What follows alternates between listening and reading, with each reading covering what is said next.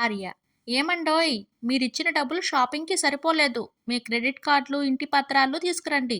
భర్త: అదేంటి ఆషాఢం ఆఫరన్నావు చీరలకంతయిందా? భార్య: అబ్బే! చీరలకు కాదండి.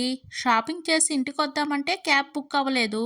అందుకే ఈ షాపింగ్ మాల్ పక్కనే కార్ల షోరూమ్ ఉంటే ఒక కారు కొన్నాను. జడ్జి: అంత సులువుగా దొంగతనాలు ఎలా చేయగలుగుతున్నావు? రంగా: ఏమీ లేదు సార్. ఒకప్పుడు చోరీ చేయాలంటే కత్తి, గన్ను చూపించి బెదిరిస్తే కానీ ఎవరు ఏమీ ఇచ్చేవారు కాదు. ఇప్పుడు అలా కాదు. వాళ్ళ ఫోన్ లాక్కొని చాటింగ్లు, ఫోటోలు, హిస్టరీ మీ భార్యలకు చూపిస్తానంటే చాలు. వాళ్ళే మొత్తం ఇచ్చేస్తున్నారు. షాప్ యజమాని: ఏం కావాలయ్యా?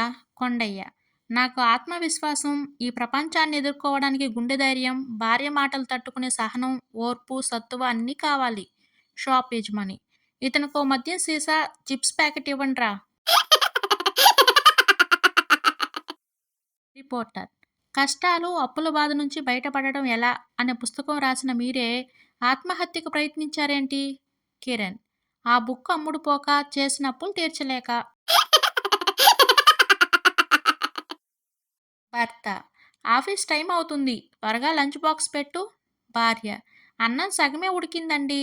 భర్త: సర్లే, ఆ ఉడికిన సగమే బాక్స్ పెట్టు, మిగిలింది తీరిగ్గా ఉడకబెట్టుకుని తిను. గర్ల్ ఫ్రెండ్: నిన్న ఎఫ్బీలో నా ఫోటో పెట్టాను, ఎందుకు లైక్ చేయలేదు అంటే నాపై ప్రేమ తగ్గిపోయింది నీకు. బాయ్ ఫ్రెండ్: నువ్వు అలా అంటావనే ఒకసారి కాదు 2 సార్లు లైక్లు కొట్టాను. గర్ల్ ఫ్రెండ్: 2 సార్లు కొడితే అది అన్లైక్ అవుతుంది, అది కూడా తెలియని నీతో కష్టం, బ్రేకప్.